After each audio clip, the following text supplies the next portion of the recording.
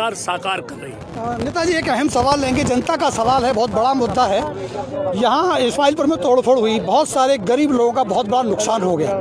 मैं ये नहीं कहता कि ज़मीन किसकी है या नहीं है, सवाल ये है कि 4 महीने पहले जब प्लॉट काटने शुरू हुए तब डीटीपी क्या कार्रवाई कर सकता था, उसको रोक सकता था ताकि गरीबों का नुकसान ना होता। तो इसके लिए जिम्मेदार कौन है? क्या डीटीपी पर भी कोई कार्रवाई बनती है? मैं ये कहता हूँ, कहीं भी अगर इलीगल कंस्ट्रक्शन होती है, गरीब आदमी अपने मकान में करता है तो उसको है, लेकिन किसी और की प्रॉपर्टी पर अगर कोई कंस्ट्रक्शन करता है तो उसी समय तुरंत रोकना चाहिए। तो इसमें मैं दोनों को ही दोषी मानता हूँ, उनको भी दोषी मानता हूँ। जब कंस्ट्रक्शन हो रही थी तब क्यों नहीं रोकी?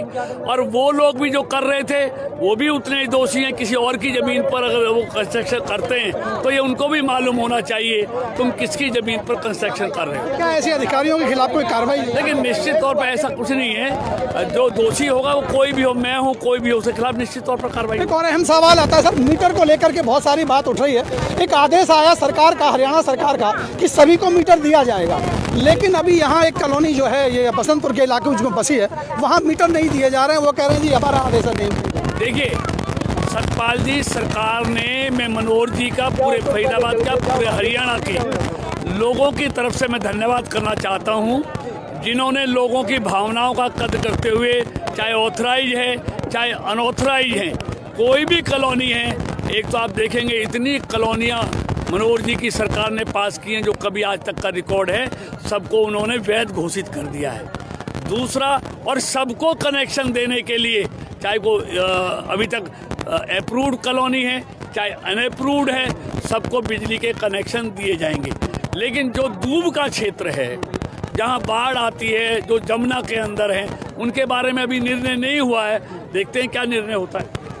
चलिए, तो ये थे राज्य मंत्री कृष्णपाल गुर्जर, जो सवालों के जवाब काफ़ी दे रहे थे और कह रहे थे कि अगर वो वीडियो देखिए आप, उसमें सुनिएगा, उसमें बोला है।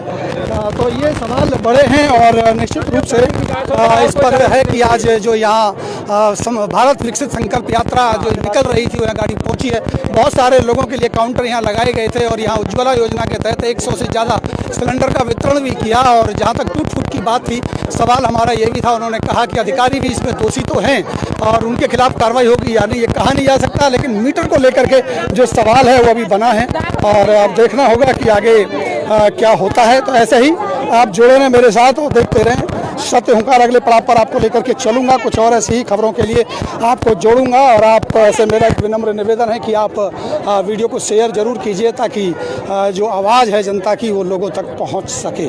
और ऐसे ही सवालों के साथ हम बात करते रहेंगे।